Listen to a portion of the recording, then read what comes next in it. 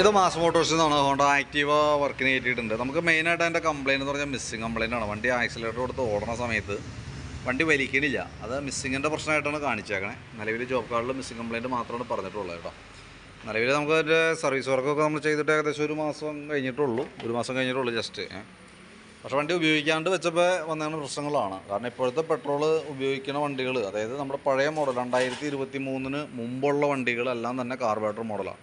അത് carburettor model വണ്ടികളുടെ പ്രത്യേകത എന്ന് വെച്ചാൽ എത്തനോൾ മിക്സ് ചെയ്തിട്ടുള്ള പെട്രോൾ ആയതുകൊണ്ട് തന്നെ ഇപ്പോൾ നമുക്ക് ഉപയോഗിക്കാൻ കിട്ടുന്ന എത്തനോൾ 20% എത്തനോളാണ്. 1 ലിറ്റർ പെട്രോളിൽ 200 മില്ലി എത്തനോൾ.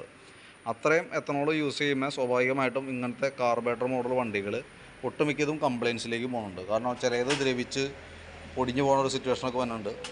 ഒട്ടുമിക്കതിൻ്റെ അഴിക്കുമ്പോൾ തന്നെ ഫ്ലോട്ട് വാൽവ് സ്ലോജറ്റൊക്കെ ബ്ലോക്കാണ്. ഇതിൻ്റെ ആയാലും ഫ്ലോട്ട് വാൽവ് കംപ്ലയിൻ്റ് ആയിട്ടുണ്ട്. അപ്പോൾ ഫ്ലോട്ട് വാൽവ് സ്ലോജറ്റും മാറ്റി കാർബറേറ്റർ ക്ലീനർ ഉപയോഗിച്ച് ക്ലീൻ ചെയ്ത് റീസെറ്റ് ചെയ്യണം. ഇത് അങ്ങനെ ചെയ്താൽ പോലും ഒരു റിസ്ക് ഉള്ളത് എന്താണെന്ന് വെച്ചാൽ ചിലപ്പോൾ നമ്മളത് ക്ലീൻ ചെയ്ത് റീസെറ്റ് ചെയ്യുന്ന സമയത്ത് പെട്രോൾ ഓവർഫ്ലോ വരാൻ സാധ്യതയുണ്ട്. അതായത് കാർബറേറ്ററിൻ്റെ ഈ അടിയിലെ പൈപ്പ് വഴി പെട്രോൾ താഴേക്ക് ചാടി പോകാനുള്ള സാധ്യത കൂടുതലാണ്. അങ്ങനെ വന്നില്ല എന്നുണ്ടെങ്കിൽ നമുക്ക് ഉപയോഗിക്കുന്നതിന് പ്രശ്നമില്ല. മിസ്സിങ്ങിൻ്റെ കേസൊക്കെ ഒരു പരിധി വരെ നമുക്ക് സോൾവ് ചെയ്യാം.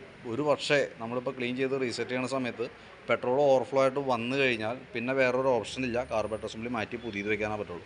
കാരണം നമ്മൾ ആദ്യത്തെ ഫസ്റ്റ് സ്റ്റെപ്പ് എന്ന നിലയിൽ നമ്മൾ ഫ്ലോട്ട് വാൽവ് മാറ്റുന്നുണ്ട്. ഈ പെട്രോൾ ഉപയോഗിക്കുമ്പോൾ റബ്ബർ പോലത്തെ ഐറ്റംസ് എല്ലാം തന്നെ മെൽറ്റായിട്ട് അതിൻ്റെ സീറ്റിങ് കാരണം നശിച്ചു പോവാണ്. ഈ ഫ്ലോട്ട് വാൽവിൻ്റെ ആയാലും ഈ ടിപ്പുണ്ട്. ഈ ഏറ്റവും ടോപ്പ് സൈഡിൽ വന്നത് റബ്ബറിൻ്റെ ഒരു ലോക്കാണത്. അത് ചെന്നിട്ട് ഹോളിനകത്ത് ചെന്ന് ആ റബ്ബറിൻ്റെ ഇതോട് കൂടിയിട്ട് അടയുമ്പോഴാണ് പെട്രോൾ വരവ് നിൽക്കുന്നത്. ആവശ്യത്തിനുള്ള പെട്രോൾ ആയി കഴിയുമ്പോൾ ഇത് മുകളിലേക്ക് തള്ളും. അത് പെട്രോൾ ആ സപ്ലൈ കട്ടാവും. അതാണ് ശരിക്കും അതിൻ്റെ ഫംഗ്ഷൻ. അപ്പോൾ അത് ഓൾറെഡി കംപ്ലയിൻ്റ് ആവാണ്. ഒട്ടുമിക്ക വണ്ടിയുടെയും ഓൾറെഡി ആ സാധനം കംപ്ലയിൻ്റ് ആവാണ്.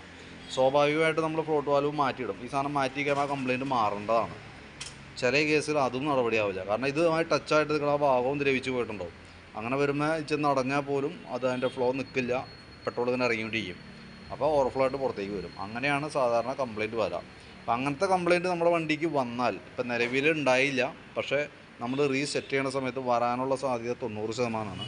ഒരു പക്ഷേ അങ്ങനെ വന്നു കഴിഞ്ഞാൽ നമുക്ക് കാർബറേറ്റർ അസംബ്ലി മാറ്റാനാണ് തരുള്ളൂ കേട്ടോ.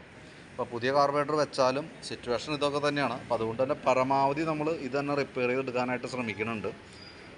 മാക്സിമം നമുക്ക് ട്രൈ ചെയ്ത് നോക്കാം കേട്ടോ. അപ്പോൾ ഞാൻ എൻ്റെ വർക്ക് കംപ്ലീറ്റ് ആയതിന് ശേഷം വണ്ടി ടെസ്റ്റ് ഡ്രൈവൊക്കെ നടത്തിയതിന് ശേഷം കോൺടാക്റ്റ് ചെയ്യാം എന്തെങ്കിലും കേട്ടോ. പരമാവധി ഇന്ന് വൈകിട്ടത്തേക്ക് തന്നെ നമ്മൾ കംപ്ലീറ്റ് ചെയ്യും. നാളെ രാവിലെ ഡെലിവറി ചെയ്യാവുന്ന രീതിയിലേക്ക് സെറ്റ് ആക്കണുണ്ട് കേട്ടോ.